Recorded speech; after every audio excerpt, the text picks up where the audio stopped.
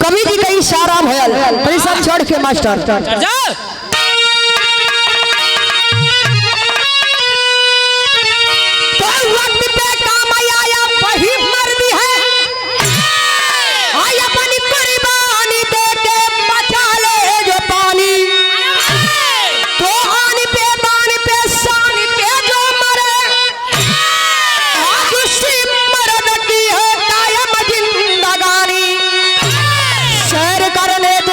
चला कुंज में कर लिए वीर गंधर्व उस पे चढ़ाई तो हार होगी मेरी हस्तिनापुर की जिसके कारण समर में छिड़ी है लड़ाई।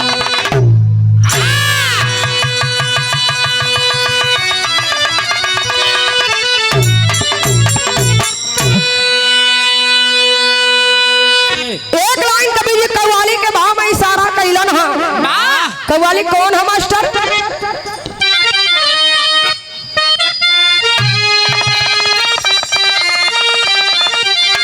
अब मेरे खून दिल की मेहंदी, अब मेरे खून दिल की मेहंदी हाथों में ना लगाना, मेरे खून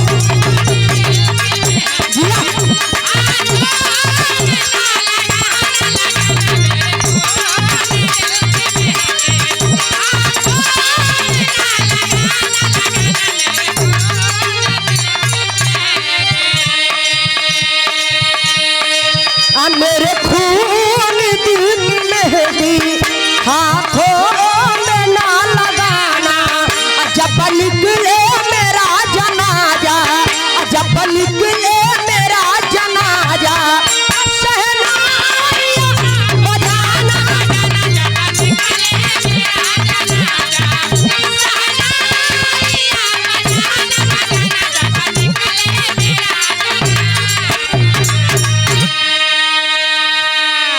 मेरे खून दिल की मेहंदी हाथों में ना लगाना, जब निकले मेरा जनाजा तो शहनाइयाँ बजाना।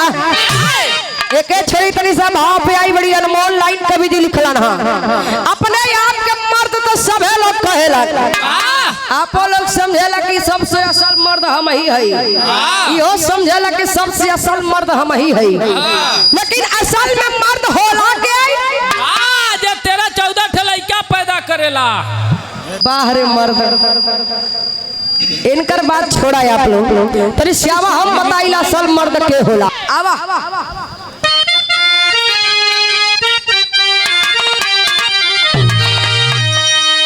अन्ना हरी वही अयोध्या,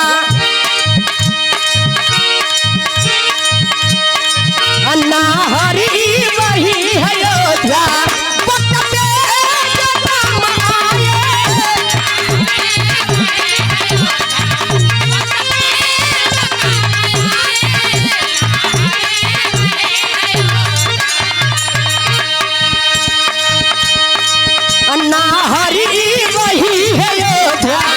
वक्त पे जो काम आए, रख ले वो अपना नानी, रख ले वो अपना नानी, गैरों के काम आए।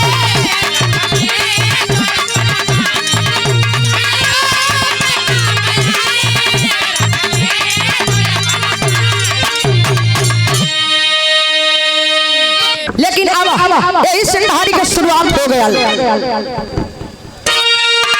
असल में मर्द वही होता है जो अपना धर्म बचाने के साथ साथ गैरों का भी धर्म बचाने का काम करता है। जैसे अपन इज्जत वैसे दूसरा का इज्जत, जैसे अपन पानी वैसे दूसरे के पानी। लेकिन आजकल भलाई का जमाने कहा है, लोग अपन इज्जत खास तरीके से समझत हुआ, लेकिन दूसरा की इज्जत ना समझत हुआ। लेकिन एक ना भैया असल मर्द वही के कहल जाला जो ना अपन धर्म बचावे के साथ साथ गैरों का भी धर्म बचाने का काम करता हो। यही से कहानी की शुरुआत हो गई है।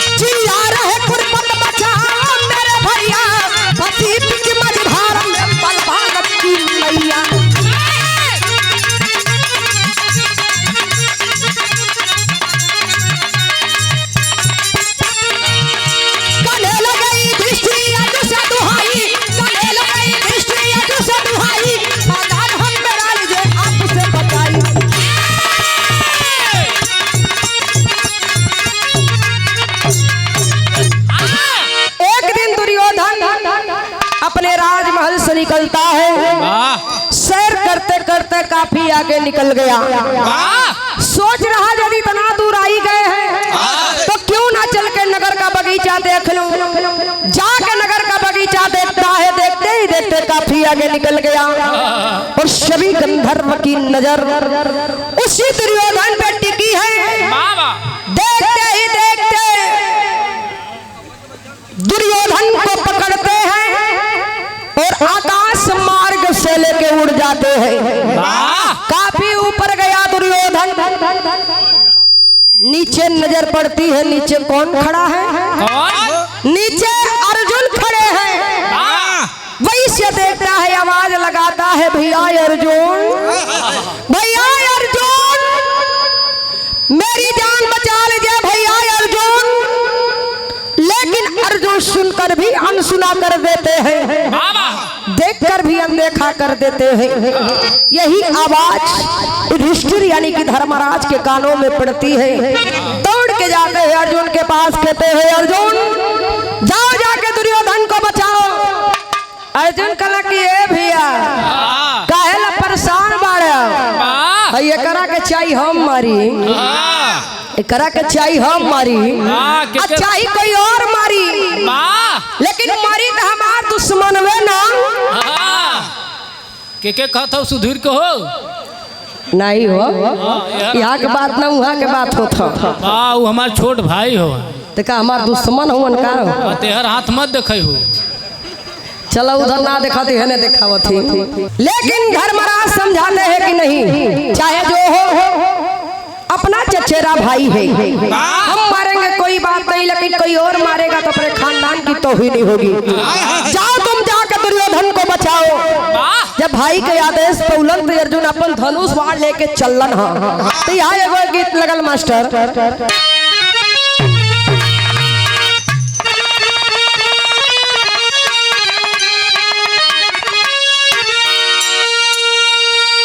अपने जमाने में रामदेव शादी गीत के गावत रहल और गाय के दुनिया से चल गईला। तू कब चलबू? काहे हमारे संग तू और चले वाला हुआ का? तो तहार दोनों बजाई के वहाँ काहे हो? अरे है झलिया हो, साफ साफ बतिया बा, क्लियर कर दे। कैसे गावे मास्टर?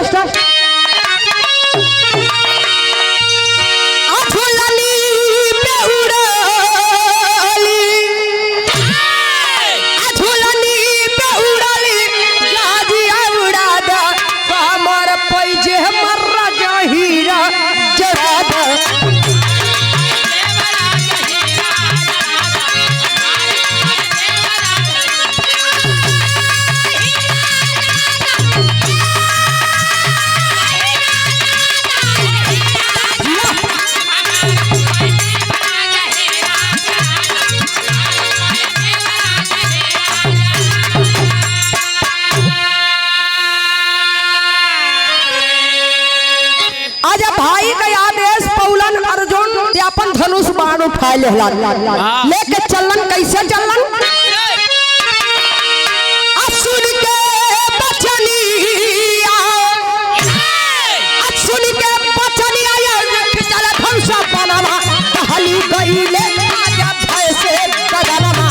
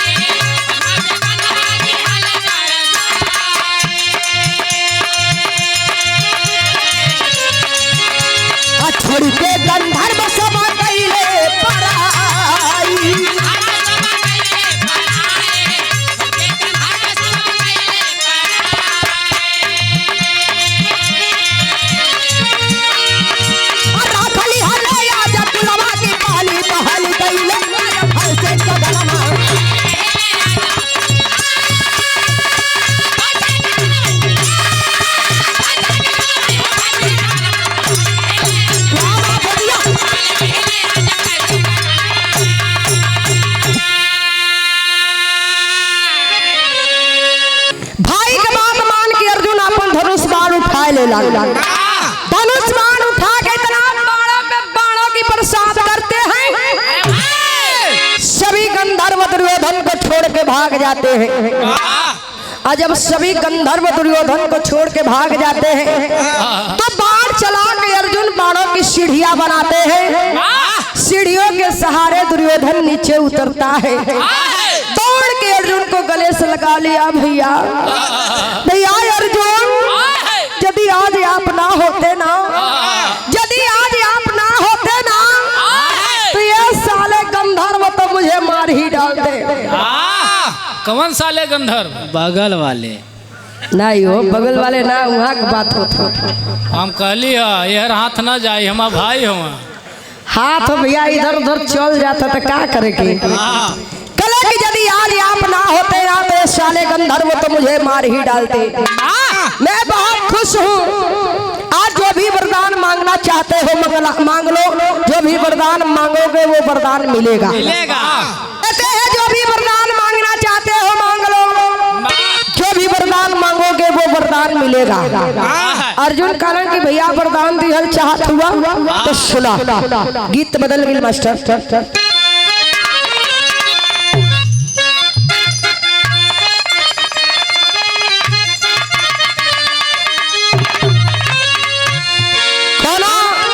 यही सुधीर जैसे एगो लइका रहल, आज इनका जोड़ा बिछड़ गया। हाय हाय हाय हाय हाय रे, लागत तो ऐसा हो कि दो हंसों का जोड़ा आज बिछड़ गया। का हो सुधीर? हाय हाय हाय वही हाल बाकी जानत बा मन मानत नहीं। हाय हाय रे, गजब हुआ रे। हाय हाय रे, करेजा पे आज इनकरे अंदर से तो ऐसे लागत हुई कि जैसे करेजा पे सांप लोटता। तू इनका अपन जियरे जानत हो कि ए नहीं मती कोनो लइका रहल, कोनो लड़की से प्यार हो गया है, कहीं और एडजस्ट मत करी हलो। कोनो लइका रहल मतलब ई ना रहल, इनकरे मती कोनो लइका रहल, कोनो लड़की से प्यार हो गई लेकिन एक तरफा प्यार भयल है। यह तो गलत हो गया। बड़ा खतरनाक होला, भीतरे भीतरे एकदम पका देवेला, जिंदगी झंड हो जाला।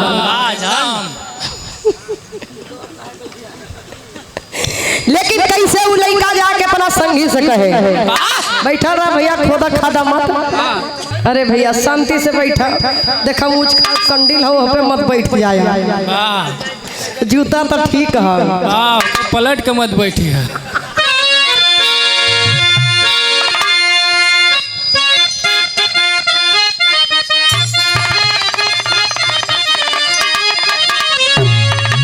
अच्छा पति लगे सब छीनी रे मोसे नहीं मिलाते।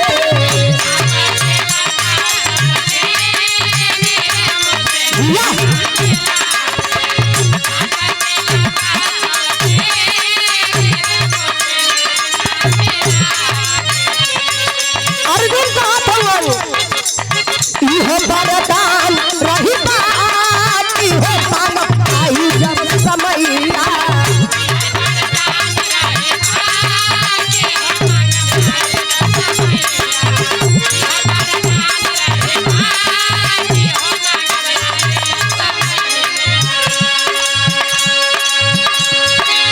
पाछो पुराना बाजी वो में हारी गई।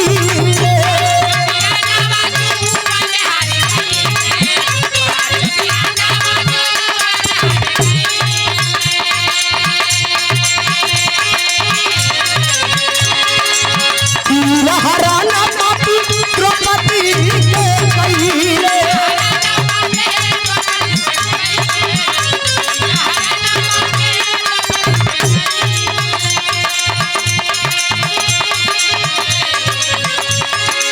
नीति नहीं विधाना पिता की हो माना आई जब समैया।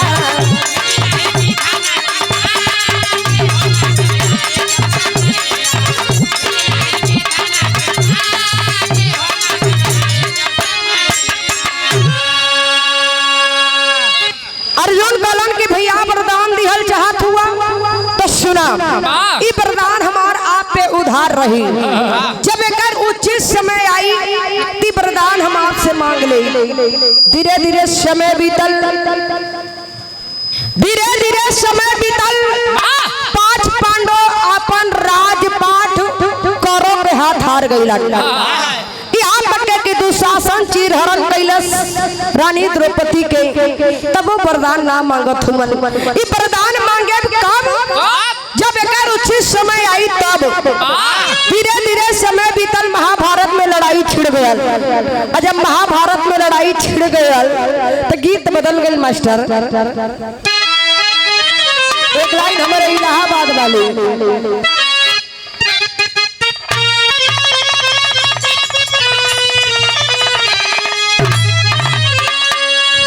जनाब हैदर गुरु जी गावत रहलन।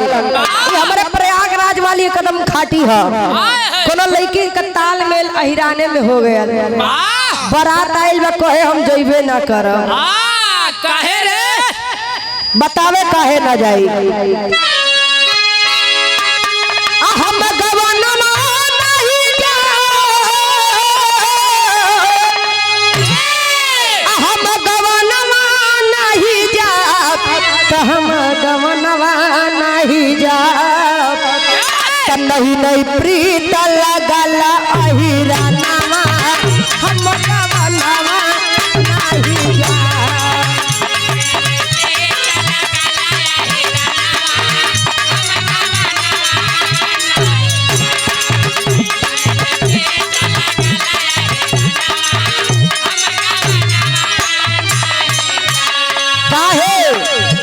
अहिरा खियावे पेड़ा मिठाई तो तई का खियाऊ के मनो।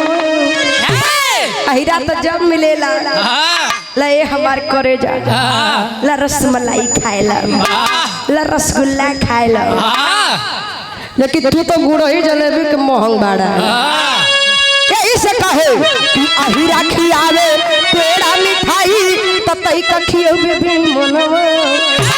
तन कहबे रह भई रानामा, के तन कहबे रह भई रानामा, हम गवनमा नहीं जा।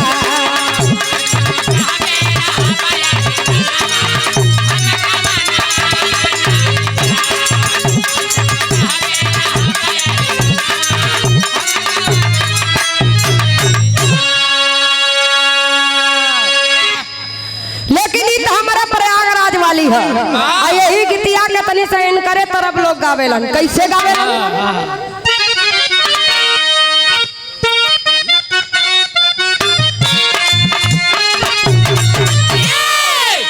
हम गवनमा नहीं जा, हम गवनमा नहीं जा।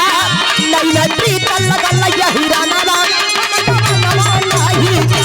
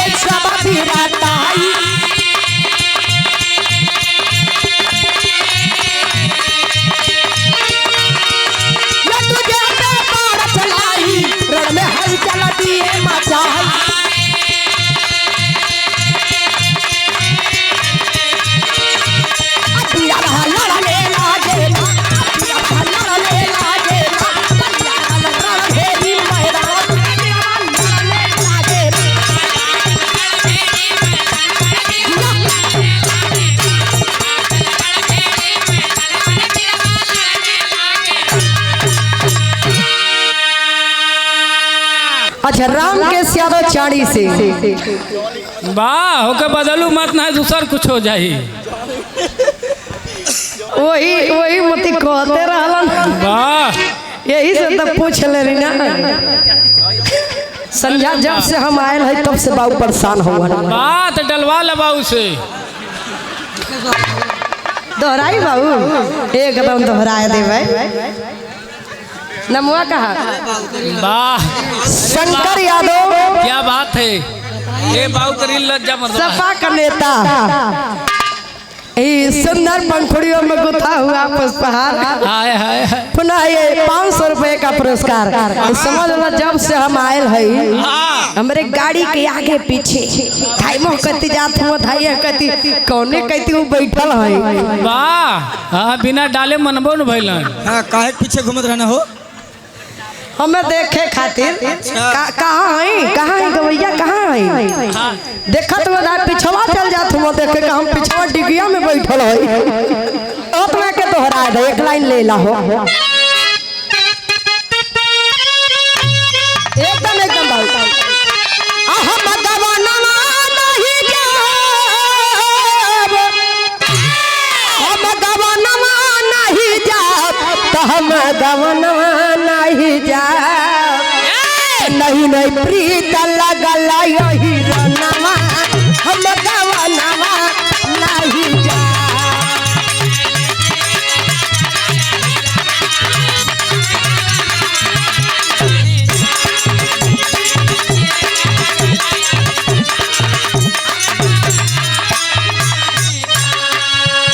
अहिरा खियावे तेहरा मिठाई ततई तो खियावे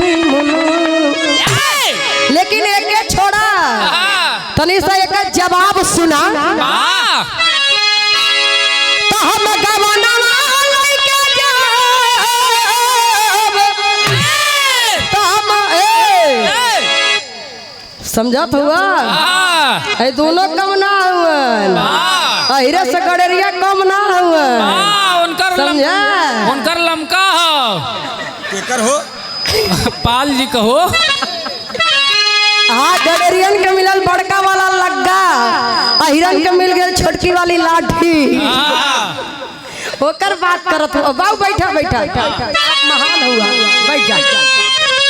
लेकिन कैसे जवाब आयल है कि हम गवाना लइके जाब हम गवाना लइके जाब तो हम गवाना लइके जाब ए सुधी त चाहे फाटी परई हिरानवा हम गवाना लइके जाब।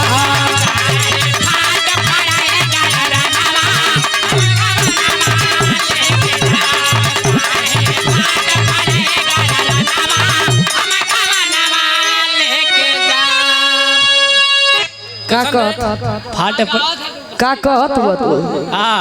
चाहे फाट पड़े गरनवा हम गवनवा लेके जा। हिरनवा फाटत हो बारात गड़ेरिया लेके जात हुआ। अच्छा चले समय महाभारत में लड़ाई छिड़ गई वीर से वीर योद्धा अपन अपन वीरताई कायम करत हुआ।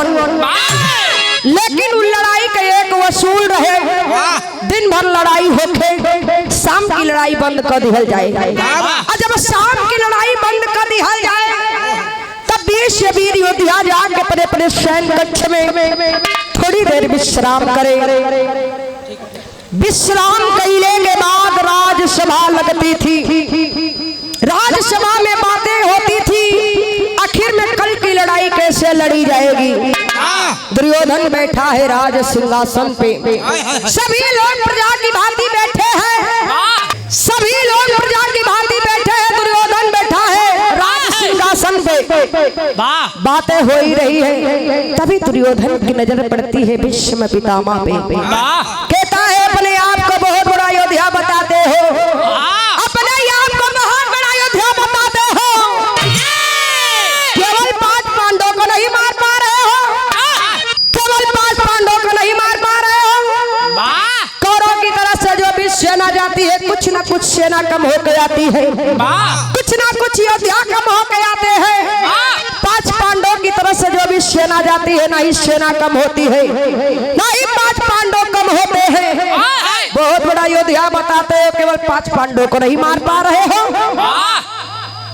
कहल जाला ए बाबू जितना गोली बारूद काम ना करेला उतना एगो पतिया काम कर जाला।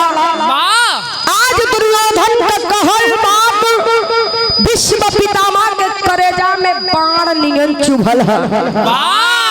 काहे नियर ऐसा मेन पॉइंट पे तू लोग कमेंट करेला। हाँ कभी कभी तो हम सोचिला तू लोगन के चक्कर में हमार न जुबान लौट खड़ा जाए कि बाण के जगह कुछ और निकल जाए। दुर्योधन का कहल बात भीष्म पितामह के करेजा में फार नियन चुभल है। क्रोध में आ गइलन म्यान से 5 बार निकल प्रण कइलन। तो भयल का तेरी के भाव में कहना बा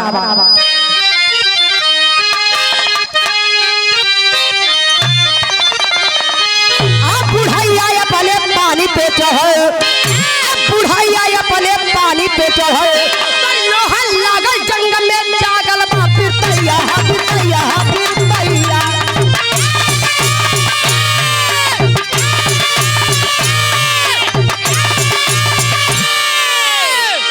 लोहा लागल जंग में जागल बा पिरतैया, बुढ़ैया अपने पानी पे चढ़ल। भीष्म पितामह प्रण कइलन। यही 5 बार से कल की लड़ाई रणभूमि में 5 पांडवों को समाप्त कर दी। अरे बाप रे बाप, जब बतिया के पता चलल मुरली मनोहर श्री कृष्ण भगवान के कैलन जाके अर्जुन से बतावत हुआ, अर्जुन थर थर थर थर कांपत हुआ। यदि भीष्म पितामह प्रण कैले हुआ तो हो न हो कल की लड़ाई में हम 5 भाई मारल जाई। तर तर तर तर अर्जुन कांपत हुआ। मुरली मनोहर समझावे लगना पगला गल हुआ, पगला गल हुआ। चाहे आज जिस समय आ गया जा जाके दुर्योधन से अपन वरदान के मांगला। गैलन कल की ये भैया याद है नु, कल की याद है, मांगो क्या मांगना चाहते हो। कल की ज्यादा कुछ नहीं, केवल 1 दिन के अपना राजवी वस्त्र मुझे दे दीजिए, 1 दिन के लिए मुझे राजा बना दीजिए। दे देते हैं राजवी वस्त्र राजा के भेष में। दुर्योधन के रूप में अर्जुन जाते हैं भीष्म पितामह के पास। कल की ये दादा का आई बुढ़ोती में तू परेशान होत हुआ, ऐसा कर तू आई 5 बार तो हमें देना। कल की लड़ाई रणभूमि में 5 पांडवों को हम समाप्त कर दी। उन्हें क्या पता कि दुर्योधन के भेष में अर्जुन आयल हुआ। अर्जुन के दुर्योधन समझ के 5 बार के दे दे लगे। चाहे दूसरे दिन लड़ाई रणभूमि में पता चलल तो मिर्जापुर चौलर के भाव में कहना बा मास्टर।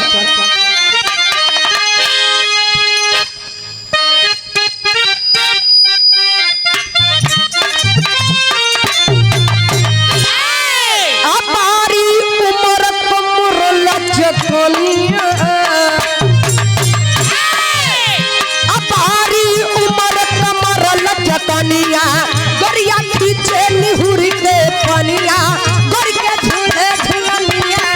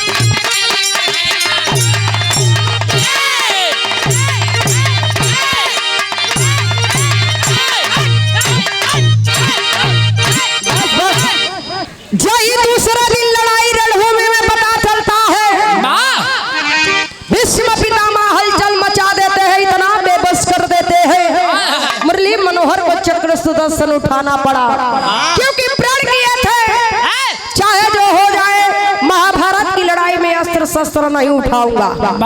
यही चक्र सुदर्शन उठौलन, इशारा कलो शिखंडी हिजड़ा सामने आ गया, भीष्म पितामह धनुष बाण नीचे रख देलन, काहे से कि प्रण कैले रहलन चाहे जवान हो जाई महाभारत की लड़ाई में अगर कोनो हिजड़ा या कोनो औरत आ जाई तो अपन अस्त्र शस्त्र ना उठाई पाई।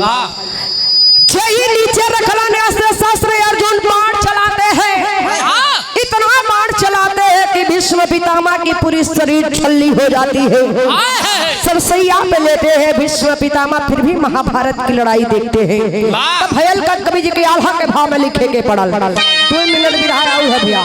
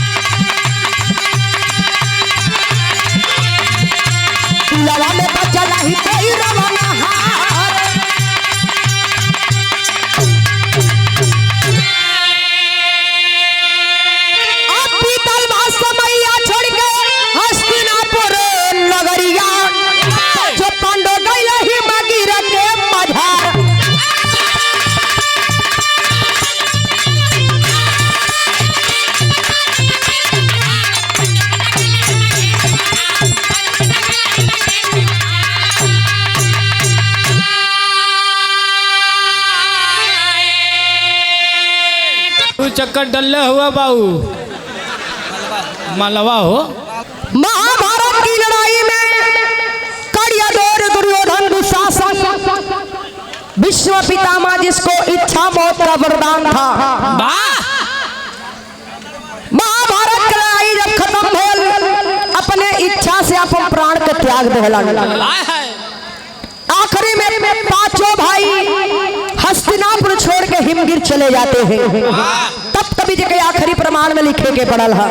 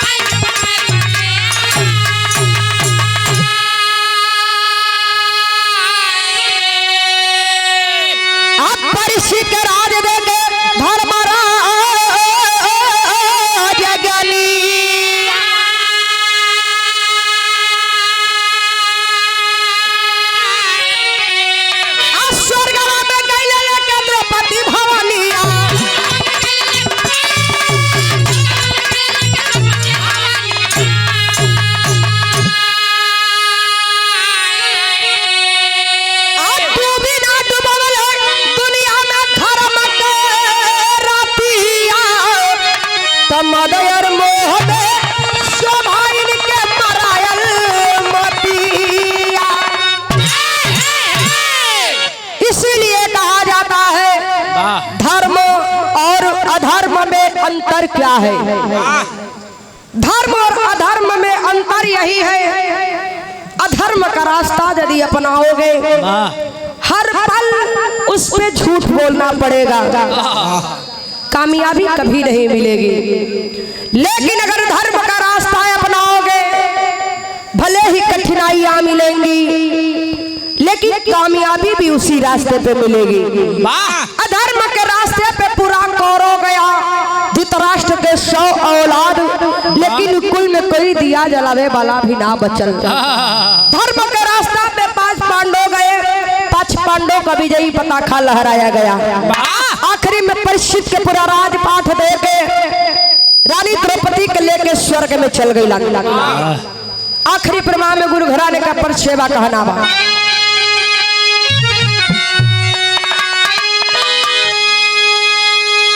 आप तुझे सुख नंदन